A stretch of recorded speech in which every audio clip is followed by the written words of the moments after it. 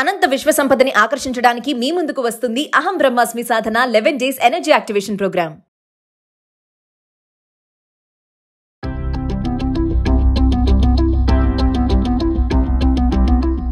నమస్కారం, నేను మీ అడ్వకేట్ సంగీత. బెంగళూరులో ఏ షాప్స్ ముందు చూసినా సరే నో యూపీఐ ఓన్లీ క్యాష్ అనే బోర్డులు దర్శనమిస్తున్నాయి. ఎందుకు అనంటే బెంగళూరులో ఎక్కువగా బిజినెస్ అనేది ఎక్కువగా జరుగుతూ ఉంటుంది. టర్న్ ఓవర్స్ కూడా ఎక్కువగా కంపేర్ టు అదర్ స్టేట్స్ లో చూసుకుంటే చాలా మంది కూడా అక్కడికి వెళ్తూ ఉంటారు.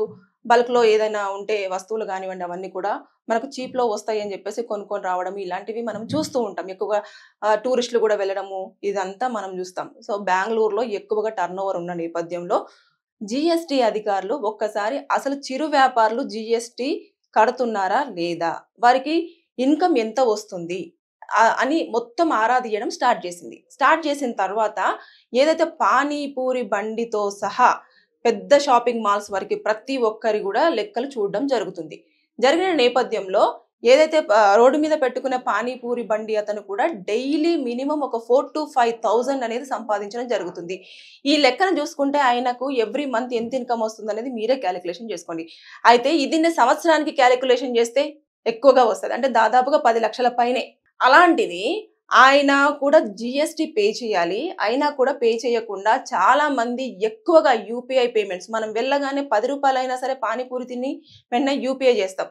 చిన్న ఏదన్నా షాప్ లో కొనుక్కుని చాక్లెట్ కొనుక్కున్నా సరే అదొక 10-20 రూపాయలైనా మళ్ళీ యూపీఐ చేస్తాం. 1 రూపీ అయినా సరే మనము జీపే కానీ, ఫోన్ పే కానీ, పేటిఎం కానీ ఇవన్నీ కూడా మనము చేస్తూ వస్తూ ఉంటాం. ఈ నేపథ్యంలో ఎక్కువగా డిజిటల్ క్యాష్ ట్రాన్సాక్షన్స్ అనేవి జరగడం వల్ల వారి అకౌంట్ లో డబ్బులు పడుతున్నాయి కానీ గవర్నమెంట్ కు జిఎస్టి పే చేయట్లేదు అనేది వారు అధికారులంతా కూడా జిఎస్టి అధికారులు కనుక్కోవడం జరిగిన నేపథ్యంలో ఒకసారి లిస్ట్ అవుట్ చేస్తే మొత్తము 14,000 మంది జిఎస్టి ఎగ్గొట్టేశారు. జిఎస్టి కట్టకుండానే వారి బిజినెస్లు అనేవి చేయడం జరుగుతుంది అని చెప్పేసి ఒక 5,500 మందికి నోటీసులు ఇష్యూ చేశారు.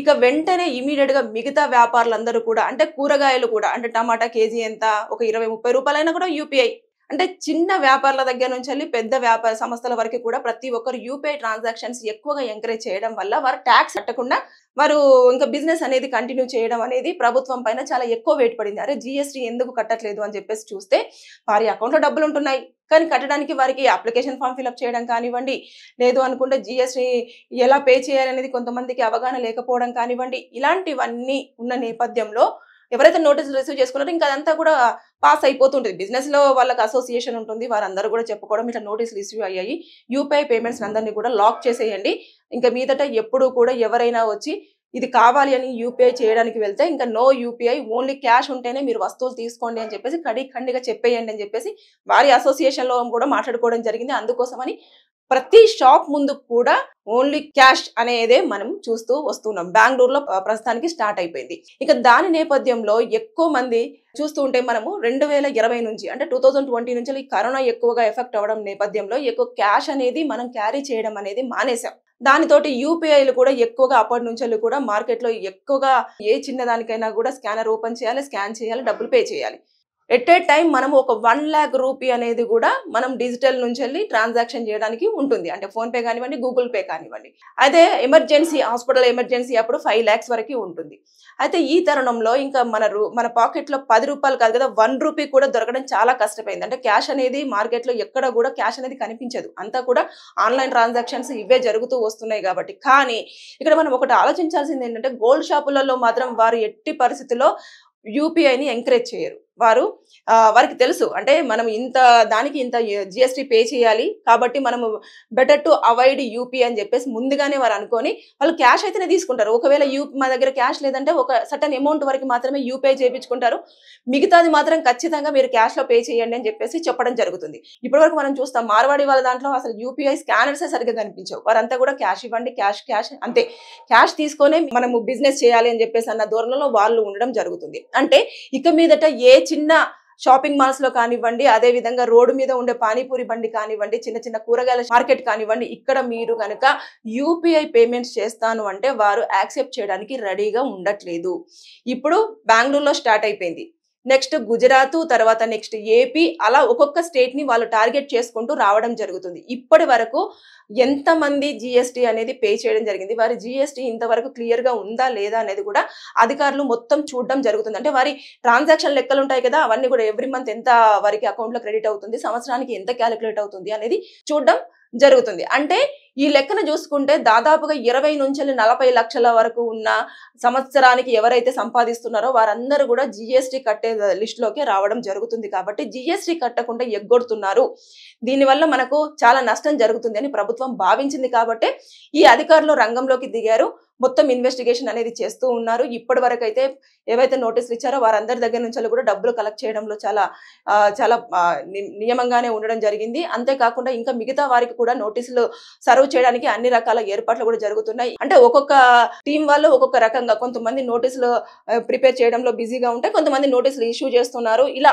మొత్తం ఎవ్రీథింగ్ మొత్తానికైతే వారి దగ్గర నుంచి ఇప్పటి వరకు వారు అనుకున్నంత జిఎస్టీ వచ్చిందా లేదా, ఒకవేళ రాకపోతే కట్టించుకున్న తర్వాతనే మీ బిజినెస్ స్టార్ట్ చేయాలి అని చెప్పేసి అన్న ధోరణిలోనే ఉండడం జరుగుతుంది. లేదు అనుకుంటే ఇప్పుడు ఏదైతే బిజినెస్ ఉంటుందో దానికి ఇక మీదట మీరు క్యాష్ తీసేసుకోండి, కానీ జిఎస్టీ మాత్రం కంపల్సరీగా, అంటే రోజుకు 5,000 నుంచి 10,000 సంపాదించే వారు కూడా జిఎస్టీ కిందికే రావడం జరుగుతుంది అని చాలా క్లియర్ గా చెప్పడం జరిగింది. ఇక మీదట కనుక మీరు ఏదన్నా షాపింగ్ కి వెళ్తే ఇంకా క్యాష్ అవసరం లేదు, ఏటీఎం అవసరం లేదు, స్కానర్ ఉంది కదా అక్కడికి వెళ్ళిన తర్వాత స్కాన్ చేసి డబ్బులు వేసేద్దాము అని చెప్పేసి అంటే వారు ఎట్టి పరిస్థితుల్లో ఒప్పుకోవడానికి లేదు. ఎందుకంటే రెవల్యూషన్ స్టార్ట్ అయిందని మనం అనుకోవచ్చు. బెంగళూరులో మొత్తం ఏ షాప్ ముందు చూసినా కూడా చిన్న పానీపూరి కానివ్వండి, కూరగాయల మార్కెట్ కానివ్వండి, బట్టల షాప్ కానివ్వండి, ఏ బిజినెస్ చూసుకున్నా కూడా వారు నో యూపీఐ, ఓన్లీ క్యాష్ ఇవ్వండి, మీ వస్తువులు మీరు తీసుకెళ్ళండి అనే ధోరణిలోనే మీరు ఎంత షాపింగ్ చేసినా సరే యూపీఐ పేమెంట్స్ మాత్రం మేము యాక్సెప్ట్ చేయమని చెప్పేసి చాలా నిక్కచ్చిగా చెప్పేయడం జరుగుతుంది. కాబట్టి ఇక అన్ని స్టేట్స్లలో కూడా మిగతా వ్యాపారులు కూడా అలర్ట్ అయ్యే అవకాశాలు ఉంటాయి. కాబట్టి మనకు ఇక మీదట యూపీఐ స్కానర్స్ కనిపించకపోవడం, దానికి ఎక్కువగా ఆస్కారం ఉండే అవకాశాలు ఉన్నాయి. కాబట్టి మీరు ఇక మీదటనైనా క్యాష్ ని క్యారీ చేయడానికి అలవాటు పడండి. ఇక డిజిటల్లో ఎక్కువగా క్యాష్ అనేది మనం ట్రాన్సాక్షన్ చేసినట్టుగా మనకు తెలిసినా, లేకపోతే వారు కూడా ట్రాన్సాక్షన్స్ ఎక్కువగా రిసీవ్ చేసుకున్నా కూడా ట్యాక్స్ ఖచ్చితంగా కట్టాల్సిందే. జిఎస్టీకి పే చేయకుండా వారు చాలా తప్పించుకుంటున్నారు అన్న ధోరణి కిందనే ప్రభుత్వం వారిని లిస్ట్ లో చేర్చడం జరుగుతుంది, వారికి నోటీసులు ఇవ్వడం జరుగుతుంది. ఒకవేళ కనుక అప్పటికి మీరు ట్యాక్స్ కట్టకపోతే ఏదైతే షాప్ ఉంటుందో ఆ షాప్ ని సీజ్ చేయడం జరుగుతుంది. అంటే ట్యాక్స్ కట్టేంత వరకు కూడా అది సీజ్ లో ఉంటుంది. ఎప్పుడైతే మీరు క్లియరెన్స్ సర్టిఫికేట్, ఇంకా ట్యాక్స్ ఏమీ లేదు అని చెప్పేసి క్లియరెన్స్ సర్టిఫికేట్ తీసుకొచ్చుకుంటారో అప్పుడు ఇంకా షాప్ అనేది మళ్ళీ రన్ చేసుకోవడం జరుగుతుంది. అది ఈవెన్ చిన్న బడ్డీ కొట్ల దగ్గర నుంచి కానివ్వండి, పెద్ద షాపింగ్ మాల్స్ వరకు. అంటే కొంతమందికి దీని మీద అవగాహన ఉంది కాబట్టి మనం చూస్తూ ఉంటాం. కొన్ని షాపింగ్ మాల్స్ లోకి వెళ్తే నో యూపీఐ అండి, ఓన్లీ క్యాష్ అంటారు. మనం కొన్నిసార్లు రిటర్న్ అయిన ఛాన్సెస్ కూడా ఉంటాయి. మళ్ళీ వెళ్ళి ఏటీఎం కార్డులో డ్రా చేసుకొని ఏం రావాలి అని చెప్పేసి ఎక్కడైతే యూపీఐ ఉంటుందో అక్కడికి వెళ్ళేసి మన డబ్బులు స్కానర్ తోటి మనం డబ్బులు అనేది వాళ్ళ అకౌంట్ లో జమ చేయడం జరుగుతూ ఉంటుంది. ఇక మీదట మనం మాత్రం కంపల్సరీగా మార్కెట్ లో వస్తున్న దాన్ని ఎప్పటికప్పుడు మనము పరిశీలిస్తూ ఉండాలి. వారు ట్యాక్స్ కట్టని నేపథ్యంలోనే యూపీఐ సేవలను మీరు ఖచ్చితంగా కరెక్ట్ వేలో వాడండి అని చెప్పేసి అన్నారు. ఎక్కువగా టర్న్ ఓవర్ జరుగుతున్న వారందరూ కూడా భయపడి ఇక మీదట యూపీఐ పేమెంట్స్ యాక్సెప్ట్ చేయట్లేదు. ఇప్పుడైతే బెంగళూరులో మనం ఎక్కువగా చూస్తూ ఉన్నాము. అది స్టార్ట్ అయిపోయింది. ఒక 3-4 రోజుల నుంచి కూడా మనము అక్కడ ఓన్లీ క్యాష్ మాత్రమే చలామణి అవుతుంది. ఇక్కడ కూడా అది త్వరలోనే రాబోయే అవకాశాలు ఉన్నాయి. కాబట్టి ఇక మీదట క్యాష్ ని క్యారీ చేసే అలవాటు ఎక్కువగా మనం వెళ్ళి డబ్బులు డ్రా చేసుకొని పర్సులో మినిమం అన్న డబ్బులు పెట్టుకొని క్యారీ చేస్తే అన్ని రకాలుగా బాగుంటుంది. ఎప్పుడైనా ఎమర్జెన్సీ టైంలో మనకు అవసరమయ్యే ఛాన్సెస్ ఉంటున్నాయి. సో ప్రభుత్వం అన్ని రకాలుగా ప్రతి దాని మీద దృష్టి సారిస్తూనే ఉంది. ఒకదాని తర్వాత ఒకటి మనకు ఎప్పటికప్పుడు అప్డేట్స్ ఇస్తూనే ఉంది. కాబట్టి దాని ప్రకారంగా మనం కూడా గవర్నమెంట్ రూల్స్ అన్ని పాస్ చేస్తున్న దాని విధంగానే మనం ఫాలో అవుతే అన్ని రకాలుగా మనకు బెటర్గా ఉంటుంది. ఇంకా యూపీఐ ఉంటుంది కదా అంటే ఇంకా ఉండకపోవచ్చు. అంటే మనకు యూపీఐ రెవల్యూషన్ ఎంతవరకు మనం రిసీవ్ చేసుకున్నాము. చాలా మంది ఇప్పుడు చదువు రాని వాళ్ళు కూడా ఖచ్చితంగా స్కానర్ ఓపెన్ చేయాలా, డబ్బులు కొట్టడం వచ్చిందా, పిన్ కొట్టామా, ఇంకా డబ్బులు వెళ్ళిపోయాయా, ఆ సౌండ్ వస్తుందా లేదా, వారికి అంతవరకు తెలుసు. ఇంకా మిగతా వాళ్ళందరూ కూడా ఓకే మీకు వచ్చేసాయి అని చెప్పేసి వారు డబ్బులు వచ్చేసాయని చూపించడం స్కానర్ తోటి ఇవన్నీ జరుగుతున్నాయి కదా. ఇక మీదట అవన్నీ కూడా క్లోజ్ అయినా కూడా ఆశ్చర్యపోనవసరం లేదు. ఎందుకంటే ఏదైతే ట్యాక్స్ ఉంటుందో వారు జిఎస్టీని పే చేసే వారందరూ కూడా వారు బర్డెన్ గా ఫీల్ అవుతున్నారు. కాబట్టి ఎక్కువగా టర్న్ ఓవర్ జరిగే వారికి నష్టం వాటిల్లే అవకాశాలు ఉన్నాయి. కాబట్టి దాని నేపథ్యంలో వాళ్ళు ఇక మీదట ఓన్లీ క్యాష్ అనేది మాత్రమే మార్కెట్లో ఎక్కువగా వచ్చే ఛాన్సెస్ కూడా మనం చూడబోతామని నేనైతే అనుకుంటున్నాను.